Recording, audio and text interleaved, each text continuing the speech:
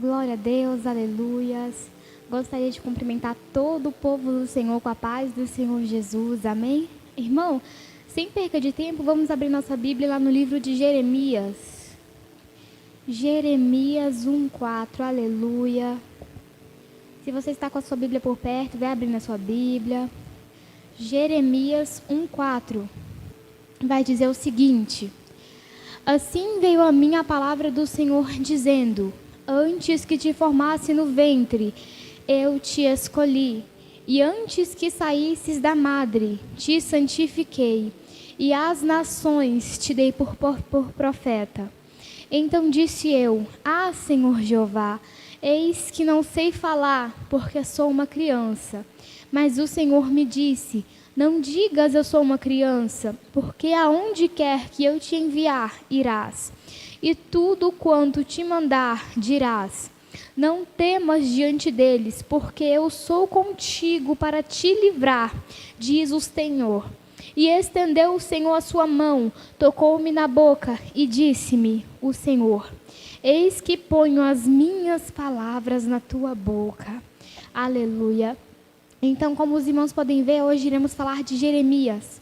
E uma coisa muito interessante a se destacar na história de Jeremias, logo de início, é que Jeremias vai dizer: Então disse eu: Ah, Senhor Jeová, eis que não sei falar, porque sou uma criança.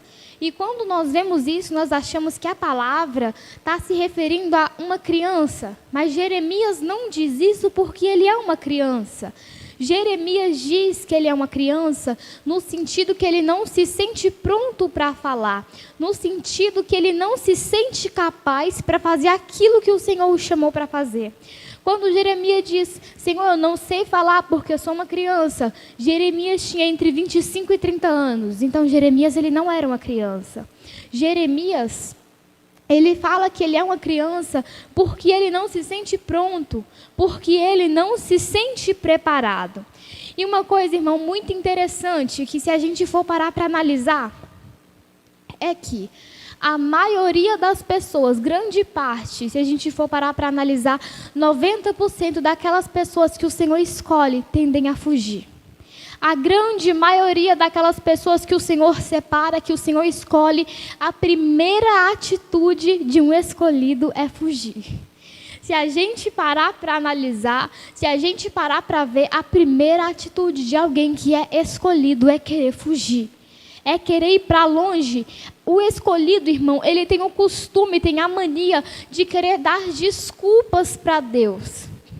Mas eu me pergunto nessa noite, por que um escolhido tem essa atitude? Por que alguém que é escolhido tem uma atitude dessa?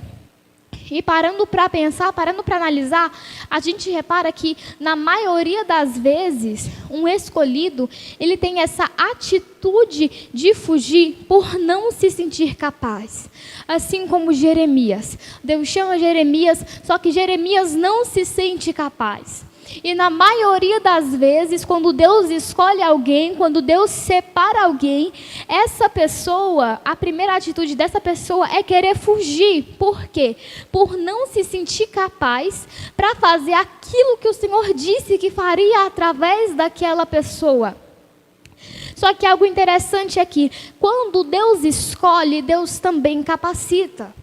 Essa é uma falha que o escolhido sempre esquece, que quando Deus chama, Deus também capacita. Como diz lá no mundo, né, um ditado popular, que Deus ele não chama alguém para deixar lá, Deus dará. Deus não te escolhe para você andar sozinho por caminhos desconhecidos. Não, Deus ele é perfeito em tudo que ele faz. Então, quando Deus ele te escolhe, quando Deus ele te chama, ele também te capacita. Deus ele não te chama para ficar andando sozinho, Deus ele não te chama para falar de você mesmo, não, Deus ele te chama para te capacitar, Deus ele te escolhe para te encher, para ser instrumento nas mãos dele. Eu poderia vir aqui hoje, irmão, olhar para você e trazer uma palavra motivacional para a sua vida.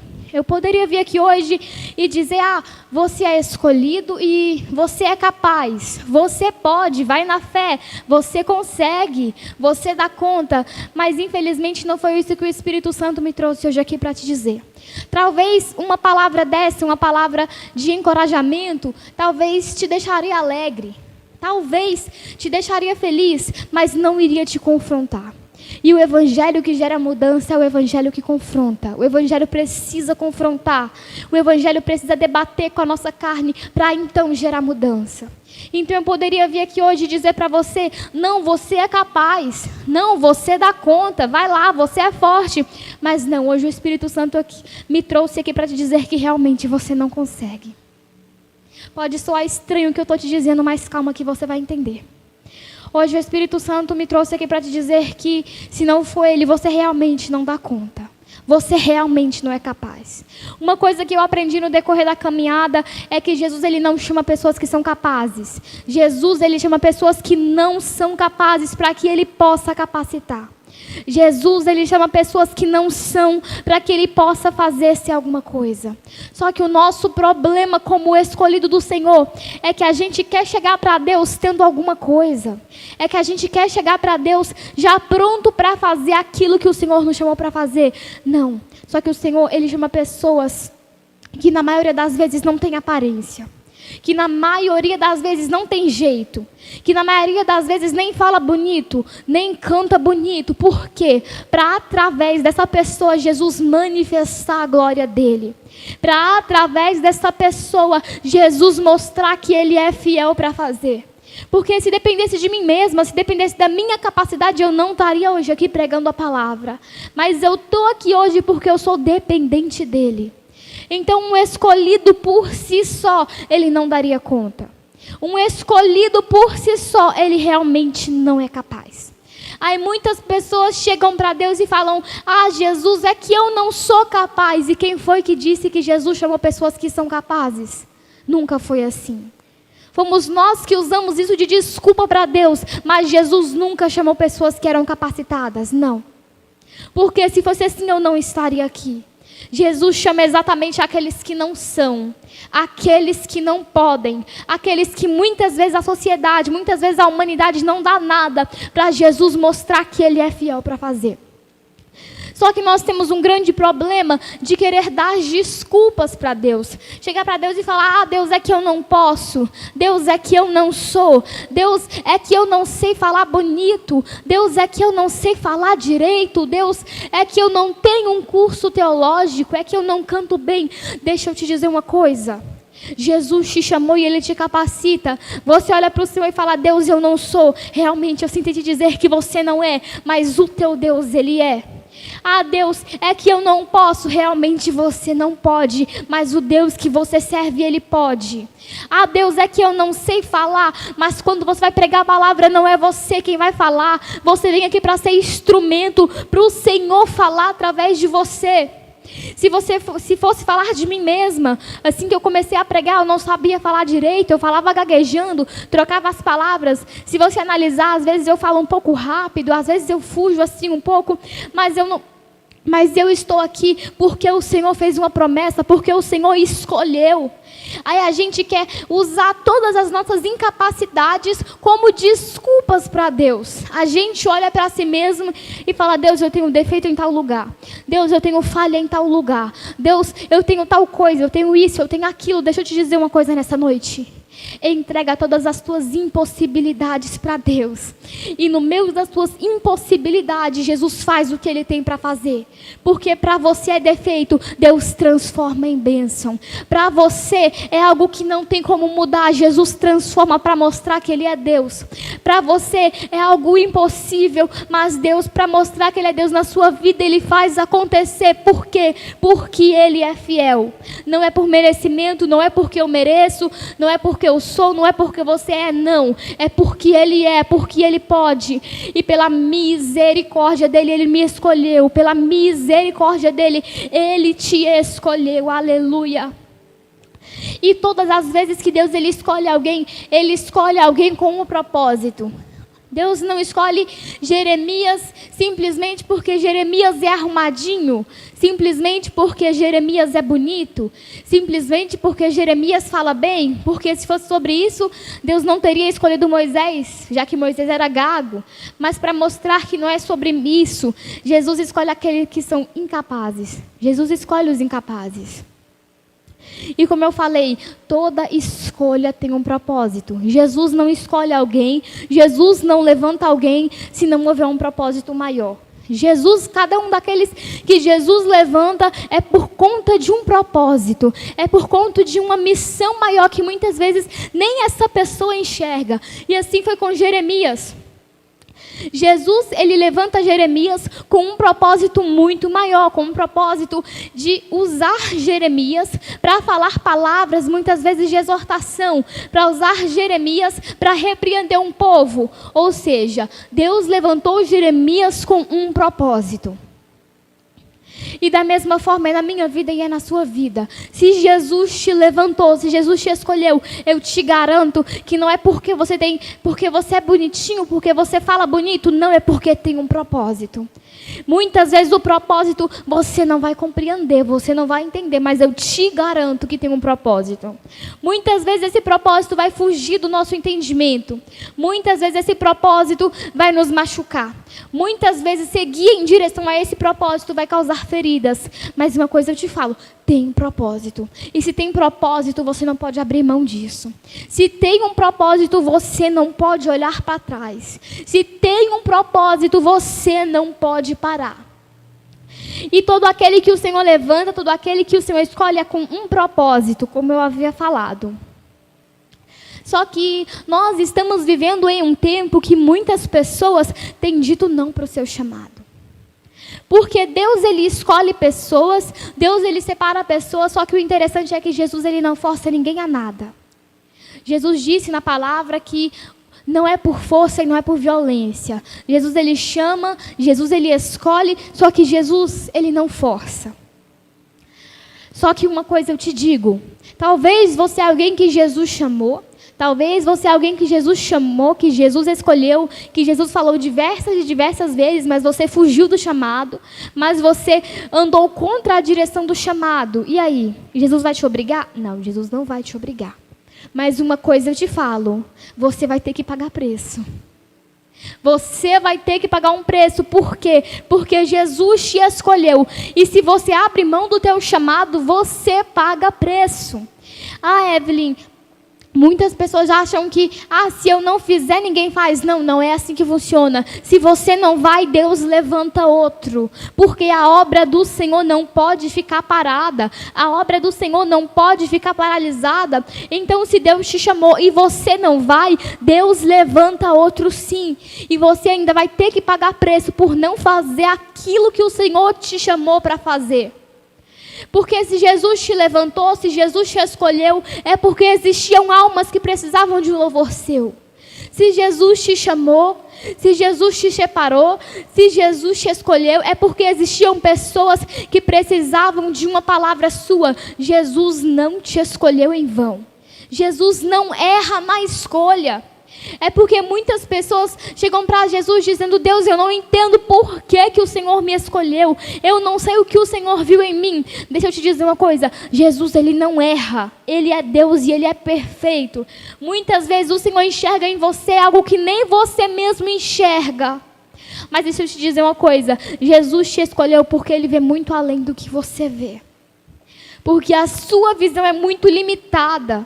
A sua visão vê o que está somente ao alcance da sua vista. Mas Jesus não, Jesus vai lá e alcança o futuro. A visão de Jesus vai muito além da sua visão. Então, quando Jesus te escolhe, quando Jesus te levanta para uma missão, é porque ele já sabe que você dá conta. Aí me vem pessoas olhar para Jesus e dizer: não, Jesus, é que eu não dou conta. É que pregar a palavra não é para mim. É que cantar não é para mim. Deixa eu te dizer uma coisa. Quem fez a promessa é fiel para cumprir. Aí você olha para Jesus e fala: Deus, é que eu não dou conta. Deixa eu te dizer uma coisa. Jesus, ele é perfeito. Ele não erra. Jesus, ele te criou. a imagem e semelhança dele. Jesus te criou por dentro, por fora, do último fio de cabelo até a ponta do seu pé. Ou seja, ninguém te conhece melhor do que Jesus. Jesus, ele é o teu Criador. Ninguém te conhece melhor do que ele. Ninguém pode conhecer melhor a criação do que o próprio Criador. E se o Deus que te chamou, que te criou, que desde o ventre da tua mãe te conheceu, antes de você chegar no ventre da tua mãe, já te conhecia, já sabia o teu nome, já sabia o chamado que ele tinha para a sua vida, está dizendo que é para você fazer, você está com medo do quê? Se Jesus, quem te criou, que conhece você do ponta a ponta, que conhece você nos mínimos detalhes, conhece os seus piores defeitos, muitas vezes que as pessoas ao seu redor não vê, os pastores não vê, Jesus conhece. Se Jesus te conhecendo, todos os lados bons e os ruins, te escolheu, quem é você para dizer para Jesus que não dá conta? É que nós estamos vivendo um tempo que as pessoas têm dito não para Deus. Deus chama para cumprir a mensagem, para falar de Jesus. Deus chama para pregar a palavra. E as pessoas têm fugido do Senhor. As pessoas têm dito não para o seu chamado. Mas uma coisa eu te falo: enquanto você diz não para o seu chamado, tem almas perecendo. Tem almas que muitas vezes precisavam de uma palavra sua, e porque você nega o seu chamado, tem almas morrendo, tem almas perecendo. Como eu falei, Jesus, ele te escolheu com um propósito. Muitas vezes esse propósito é muito grande, por ser grande é pesado. O propósito, ele é pesado, mas se você chama Jesus para andar contigo, Jesus te ajuda a carregar. Só que muitas pessoas têm fugido desse chamado, têm fugido desse propósito. Muitas vezes a tua família só não foi salva ainda porque você não se posicionou. Muitas vezes Jesus te levantou com um propósito de salvar a sua família, mas você não se posiciona. E enquanto você não se posiciona, a sua família perece. Enquanto você não se posiciona, a sua família está indo em direção à fila do inferno. É triste, é doído, mas é a verdade. A verdade muitas vezes ela dói, muitas vezes ela machuca, mas ela confronta, e se confronta gera mudança. Porque nós estamos vivendo em um tempo em que as pessoas só querem viver no amor, só querem pregar o amor, só querem pregar um evangelho leve, mas o evangelho não é só isso. O céu é de verdade, o inferno é de verdade. E é isso, o inferno existe, o céu existe. Não tem outro caminho, ou é céu ou é inferno. Não tem outro lugar, não tem meio termo. E aquele que não cumpre o chamado tem que pagar preço, não tem para onde fugir. E enquanto um escolhido do Senhor não se posiciona, existem almas perecendo. Enquanto um escolhido do Senhor não se coloca na posição de escolhido, de soldado de Cristo, existem famílias perecendo. Existem pessoas indo em direção ao inferno, e você, tendo o remédio nas tuas mãos, não tem feito nada. E no dia do grande julgamento final, Jesus vai olhar para as tuas mãos e vai te perguntar o que foi que você fez com aquilo que ele entregou nas tuas mãos. Então Jesus, ele levanta, todo aquele que Jesus levanta é com um propósito. E o que você tem feito com o chamado que o Senhor te deu? O que você tem feito com o chamado que o Senhor fez na sua vida, com aquilo que o Senhor entregou nas tuas mãos? Como eu falei, muitos têm negado o chamado. Muitos têm fugido do chamado. Mas nós estamos vivendo um tempo, irmão, que não dá mais tempo de dizer não. Não dá mais tempo de dizer, não, Jesus, deixa para amanhã, deixa para a semana que vem, porque eu preciso mudar isso, porque eu preciso mudar aquilo, eu preciso consertar isso, eu preciso consertar aquilo. Não, não dá tempo. A palavra do Senhor vai falar de 10 virgens, 5 loucas e 5 prudentes. E as 5 loucas, em um certo momento, elas ouvem falar que o noivo vem aí, e elas estão sem azeite. Então elas correm desesperadas para comprar azeite. Só que quando elas voltam, o noivo já entrou, o noivo já chegou e já levou todas aquelas que tinham azeite e fechou a porta. E aquelas que não tinham azeite começam a gritar desesperadamente: Senhor, abre a porta. Abre-nos a porta, Senhor. Elas começam a gritar desesperadamente. Por quê? Porque elas deixaram para a última hora. Elas poderiam ter guardado o azeite antes, mas elas deixaram para o último momento. Deixa eu te dizer uma coisa, não é para amanhã, não é para a semana que vem, é para hoje. É para hoje. Ah, Evelyn, é que eu preciso mudar isso, é que eu preciso mudar aquilo. Então vai, então corre depressa, porque não haverá mais tempo. Muitas pessoas estão brincando, achando que vai dar tempo ainda, achando que, não, mas semana que vem eu conserto, semana que vem eu arrumo, semana que vem eu falo. Não, pode ser que semana que vem não exista mais. Semana que vem é uma incerteza. Nós não sabemos se vai chegar. O amanhã é uma incerteza. Nós não sabemos se vai chegar. Então o dia de fazer é hoje. Se Jesus te escolheu, uma coisa eu te falo: abraça o seu chamado e faz aquilo que o Senhor te chamou para fazer. Se coloca na posição que o Senhor te chamou para ficar, porque existem almas, existem pessoas que precisam de você. Você precisa se colocar na posição para que possa ser instrumento do Senhor na terra. Amanhã pode ser muito tarde, semana que vem pode ser muito tarde, porque as pessoas acham que vai dar tempo. Não, nós estamos vivendo os últimos momentos da igreja na terra. Só não percebe isso quem não quer. Tá claro, existem diversos sinais. Não precisa nem ser cristão para entender que Jesus está voltando. Nunca esteve tão perto a volta de Jesus. Nós somos a última geração, e como última geração na terra, o que nós temos feito? Nós estamos, infelizmente, vivendo uma geração de pessoas acomodadas, de pessoas que se acomodaram com um evangelho leve, pessoas que se acomodaram e não fazem mais nada, não tem mais aquele amor pela obra, aquele amor por vidas, não tem mais aquele amor pelo próximo. Não é à toa que um dos maiores mandamentos que Jesus deixou foi o de amar o próximo. Ama o teu próximo como a ti mesmo. Só que as pessoas têm se esquecido, e a própria palavra do Senhor diz que nos últimos tempos o amor de muitos se esfriaria. E esse amor não tem se esfriado, esse amor já se esfriou. Enquanto muitas almas estão lá fora perecendo, enquanto muitas almas estão morrendo, os cristãos estão acomodados. Os cristãos se conformaram com a terra. Os cristãos os cristãos já se acostumaram em viver na terra e esqueceram que o seu lar não é aqui. E esqueceram que estamos aqui de passagem. E enquanto isso, existem almas perecendo. Enquanto isso, existem almas que estão sedentas pela palavra do Senhor, que estão com sede de ouvir, mas não tem quem pregue. A palavra do Senhor diz: como ouvirão se não há quem pregue? E como pregar se ninguém se dispõe a ir? Nós estamos vivendo esse tempo. Existem pessoas com sede, existem pessoas querendo ouvir a palavra do Senhor, carentes, mas não é com fome de água, não é com sede de água, não é com fome de pão, é com sede de ouvir a palavra do Senhor, é com fome de ouvir a palavra. E aqueles que conhecem a palavra têm guardado e têm escondido e não têm falado. Muitos que são conhecedores da palavra, conhecem a palavra, conhecem as escrituras, mas têm guardado para si. O Senhor não escolheu ninguém para ficar guardando a palavra.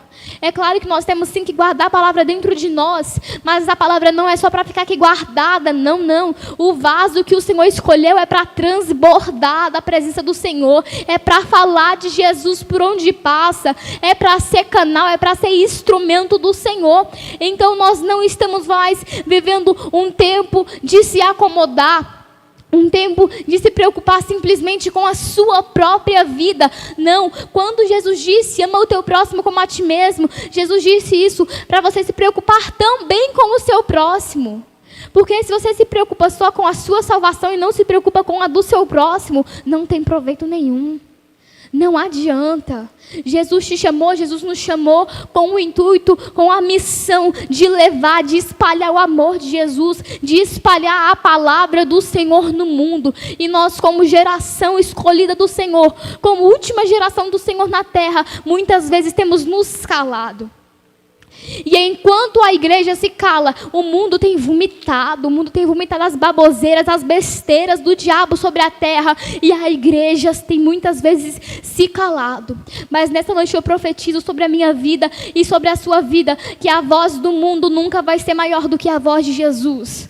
Porque o mundo pode até gritar, o mundo pode tentar vomitar as suas besteiras na nossa geração, mas a voz do mundo nunca será mais alta que o rugido do leão da tribo de Judá. Nunca será. O mundo pode até se levantar, mas o mundo nunca será maior do que aquele que criou os céus e a terra.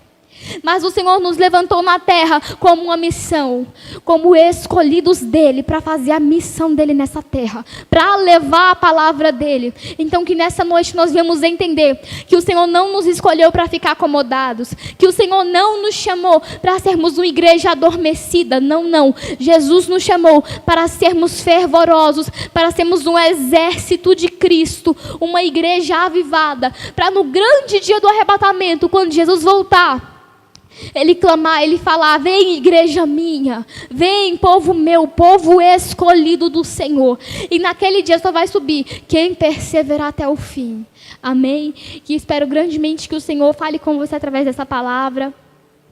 Agradeço ao Senhor por mais uma oportunidade de estar aqui bendizendo e exaltando o nome dEle, porque toda honra, toda glória é para Ele, porque o que seria de mim, irmão? O que seria de você se não fosse Jesus? Então só temos que agradecer ao Senhor porque Ele é fiel e por tudo que Ele tem feito, amém? Eu agradeço pela minha rica oportunidade em nome de Jesus.